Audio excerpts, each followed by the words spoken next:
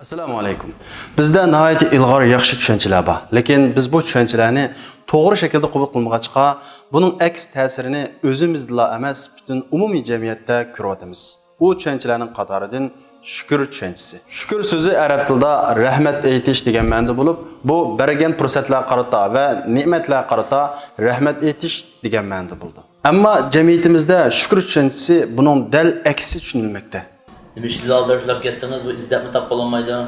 Ettigini hizmet lafka. İştingin yani bir muvafık iş çıkıp bakanda şu işler bilen aldırışıp kaldım. Bol demesme ve ettigini hizmetiniz olgandikin, aylık maaşınız yetkendikin, bir ay azadı o. Demiş kılsız demeyeceğin anızlığımda kıynap, ettigen geçti işte. Akudana belgin şükür de yasak bol demesme, ettigini hizmet kılıp olgandikin. Shukr qilish jamiyatimizda tirishmaslik, selinveli shaklda tushunilgachga va shu shaklda qabul qilingancha, tirishqanlik, fursatdan texmi foydalanganlik, qanoatsizlik bir gunohkorlikdek tuyg'u berib qolgan ahvollar intayin ko'p. Ama şirketin işine ait yaxşı gidiyordu da hazır. Bu biz texmi tirişip, ama şirketin kendi tıkandan işine bir plan tutsek. Hazır şirketin işine ait yaxşı. Muşunun bir kanaat qilib şükür qilsak olmamdı. Undaqda shukrning to'g'ri bo'lgan tushunchasi qaysi?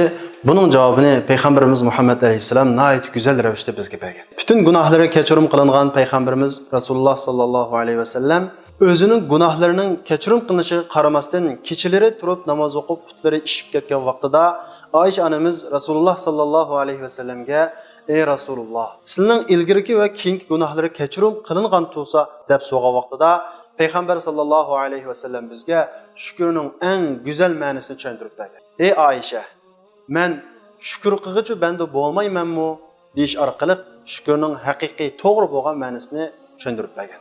Rasululloh sallallohu alayhi vasallam o'zininki gunohlarining kechirim qilinganligiga qaramasdan butun tirishchanlik bilan Allohga ibodat qilishni o'zining bir shukr qilg'ichi banda ekanligi sifatida tushuntirgan ekan, albatta shukrning ma'nosi berilgan fursat, ne'matlardan to'liq foydalanib tirishish demakdir. Har bir ne'matning shukrisi shu ne'matning turidan bo'ladi. Agar sizga Alloh taolo bo'sh vaqtdan iborat bir ne'mat bergan bo'lsa, bu vaqtdan foydalanib tirishingiz, manfaatli ishlarni qilishingiz bu shukr qilganlik bo'ladi. Agar sizga Alloh taolo mol dunyodan iborat bir ne'matni bergan bo'lsa, shu mol dunyoni yaxshi yo'llarga sarf qilish orqali shukr qilasiz. Agar sizga sog'likdan iborat bu buyuk ne'mat berilgan bo'lsa, chuqur buning shukrisini butun tirishchanligingizni ko'rsatib, foydali ishlarni qilish orqali qilasiz. Payg'ambar sallallohu alayhi vasallam agar qiyomat qo'pishdan ilgari sizlarning biringlarning qo'lida bir ko'chat bo'lib, shu ko'chatni tikkudak fursat topalsa, shu ko'chatni tikib va so'n deyish orqali tirishning eng yuksak nuqtasiga o'ndaydi. Shukr qilish Allohning boshqalarga bergan fursat ne'matlarga hasad qilmay, o'ziga bergan ne'mat va fursatlarga qanoat qilib, barliq tirishchanlikni ko'rsatib tirishish demakdir. Allah Taala Sura İbrahim'nin 7. ayetida shukr qilsanglar, teximiz ziyoda qilaman deyish orqali bizni berilgan fursat va ne'matlardan texim foydalanishga undaydi. Shukr qilish tirishish demakdir. Tirishish shukr qilish demakdir.